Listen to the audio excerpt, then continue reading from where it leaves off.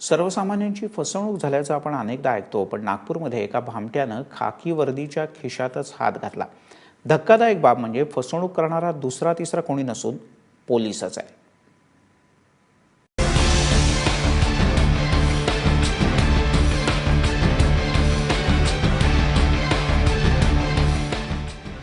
झटपट पैसा कमवण्याची लालसा पोलिसांना चांगलीच महागात पडली. नागपुरात एका पोलिसांना चुना लावला.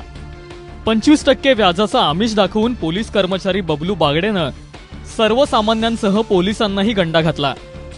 बबलू बागडे नागपुरातल्या पोलीस मुख्यालयात कामाला होता. विविध पोलीस स्टेशनमध्ये बागडे टपाल घेऊन यायचा. त्यामुळे ओळखीचा फायदा घेत बागडेनं डाव साधला. ऑक्टोबर ते सप्टेंबर पर्यंत मी 1,20,000 जमा केले. तो म्हणे तुम्हाला 1.5 लाख देणार सप्टेंबर महिन्यात. आता त्यांनी परत दिसला पण नाही ना, आला पण नाही ना, फोन उचलत पण नाही माझा. कुणी 1,000 रुपये तर कुणी 5,000ची रक्कम दर महिन्याला पोलीस कर्मचारी गुंतवत होते. आतापर्यंत 110हून अधिक तक्रारी आल्यात. तर हसं होऊ नये म्हणून काही पोलीसच तक्रार करण्यासाठी पुढे येत नाहीयेत. तो वर्ष म्हणजे वार्षिक फंड या नावाखाली प्रत्येकाकडनं 1,000 रुपये 2,000 रुपये तो जमा करायचा प्रत्येक महिन्याला, आणि एकदा म्हणजे वर्षातून एकदा तो त्यांना तो परत करायचा. तर मागच्या मार्चपासून बहुतेक त्याने पैसे घेणं बंद केलं आणि लोकांचे जमा करणं त्याने बंद केलं.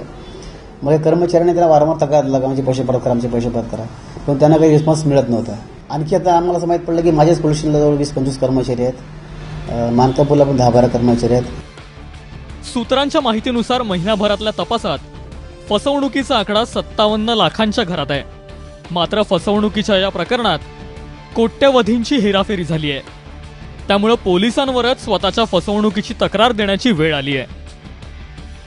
कोणी जास्त व्याजाचे आमिष देऊन गुंतवणुकीची योजना राबवत असेल तर त्याची माहिती पोलिसांना द्या, असे आवाहन वारंवार पोलिसांकडून केले जातात. मात्र नागपुरातल्या या प्रकरणामध्ये पोलिसांचीच फसवणूक झालेली आहे. धक्कादायक बाब म्हणजे गुंतवणुकीची ही योजना नागपूरच्या विविध पोलीस स्टेशन्समध्ये 2008 पासूनच कार्यरत होती. कॅमेरामॅन अतुल हिरडेसह रजत वसिष्ठ, एबीपी माझा, नागपूर.